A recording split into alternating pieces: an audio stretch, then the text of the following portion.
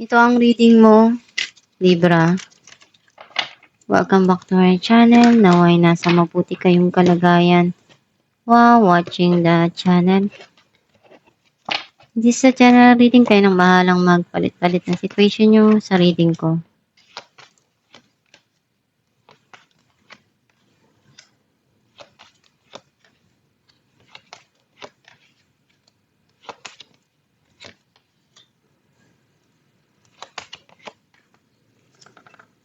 At the bottom of the deck, Knight of Swords. I feel like ang nasisense ko na energy mo, andun yung mga bagay na gusto mong sabihin na nasa isipan mo. Gusto mong ipaliwanag yung nararamdaman mo. Mga bagay na gusto mong linawin na nangyari sa nakaraan.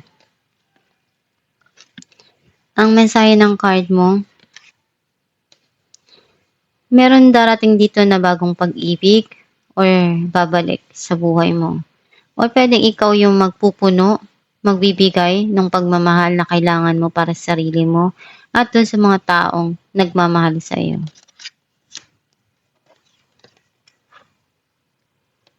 May mga pinag-aaralan ka dito, inaalam.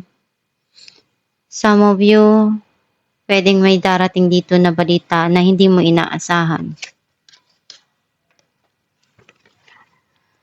Nakikita ako na may pagsisinungaling, cheating, or you're trying to risk yung isang situation na gusto mong subukan kung ano yung magiging result or mayroon bang kahihinatnan.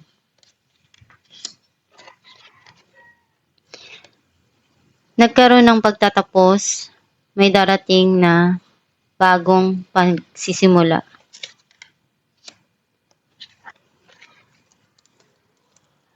Right now, you can't decide. Namimili ka pa or tinitimbang mo kung ano yung dapat mong gawin. May mga pinag-iisipan kang desisyon at nahihirapan ka ngayon na makapag-decide.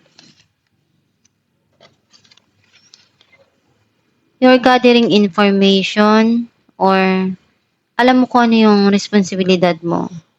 Pinupunuan mo yun, binibigay mo. Some of you nandun sa point na napapagod ka na, nabe-burnout ka na. Pero hindi ka pa rin sumusuko dahil alam mong hindi dapat basta-basta susuko. Kailangan lang palagi na lumaban kahit anong hirap yung pagdaanan.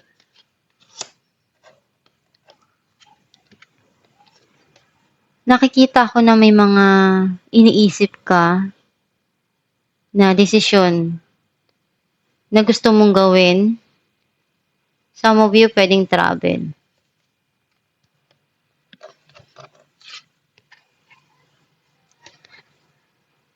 Andun yung you feel connected dun sa past, pwedeng situation or person. Andun yung obsession and addiction, some of you.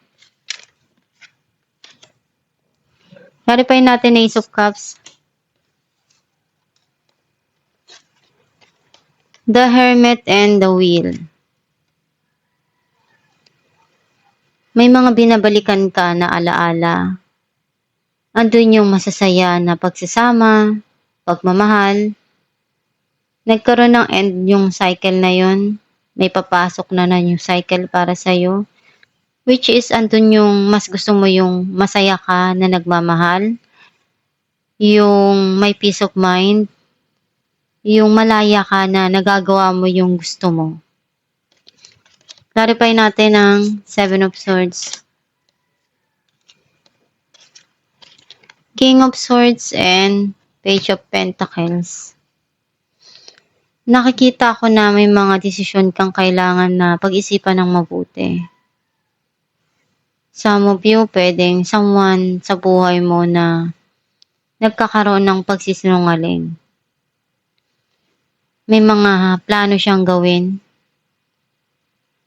na pwedeng pinag-iisipan niyang maigi, mabuti.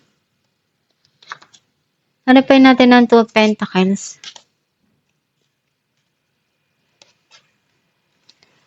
King of Cups and the Magician. Andun yung pagmamahal, pero urong-sulong. Gagawin niya yung lahat ng makakaya niya para maipakita tong pagmamahal na to. Some of you, may mga desisyon kang kailangang harapin. Alam mo kung ano yung dapat mong gawin, pinag-iisipan mong mabuti. Kung ano yung hakbang na pwede mong mailagay yung sarili mo doon na hindi ka masasaktan. Tinatry mong i-balance lahat yung mga situation sa buhay mo. Clarify natin ang Three of Wands.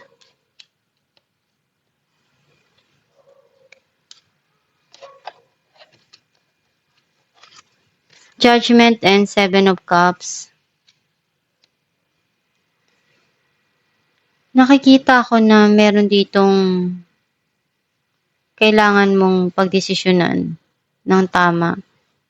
Kasi may mga binibigay sa yung opportunity pero magulo pa yung isipan mo. Hindi ka makapag-decide. May mga bagay kasi na para sa'yo ngayon, gusto mo munang ipagpabukas. Hindi naman kailangan na madaliin yung mga desisyon. Nasa point ka ng ganon. Clarify natin ang Page of Swords. Seven of Swords and Temperance. Someone is watching you. Nakikita ko na kailangan mong habaan yung pasensya mo. Nandun yung may mga gusto kang gawin dito at subukan. And kung ano yung mga desisyon mo na haharapin, ikaw pa rin yung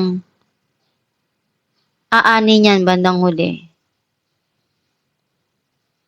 Kaya pag-isipan mong mabuti. Clarify natin the Tower.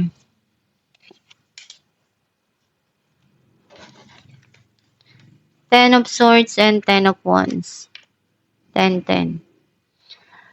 Nakikita ko na may mga bagay dito na in-end mo na eh.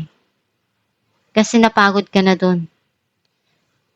Alam mong ang bigat nung burden na binigay sa'yo. Kaya para sa'yo, you feel hurt and backstab dun sa mga nangyari na sitwasyon sa nakaraan. Clarify natin ang Ten of Wands. The Devil and Three of Swords. Sobrang sakit nung nangyari sa'yo nung nag-end yung situation na yun. Kasi sobra yung binigay mo lahat.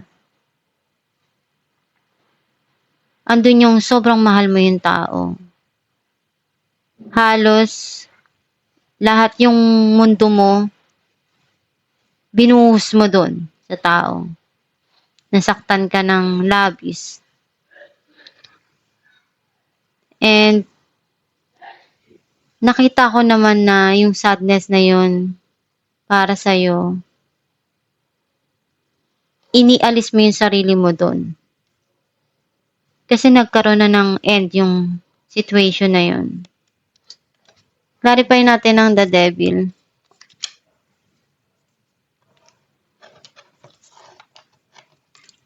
Ace of Wands and Strength. May bagong papasok na opportunity para sa'yo. Ngayon, mas matapang ka na. Kaya mo ng paglabanan kung ano man yung bagay na papasok sa isipan mo or magta-try na guluhin yung buhay mo or yung sitwasyon. Kasi meron ditong obsession and addiction. Maybe someone is trying to do na gawin to. Some of you, meron ditong ma-overcome mo na pagsubok. And iba ka na ngayon eh. You're stronger now than before. Alamin natin kung ano mensahe ng iyong gabay.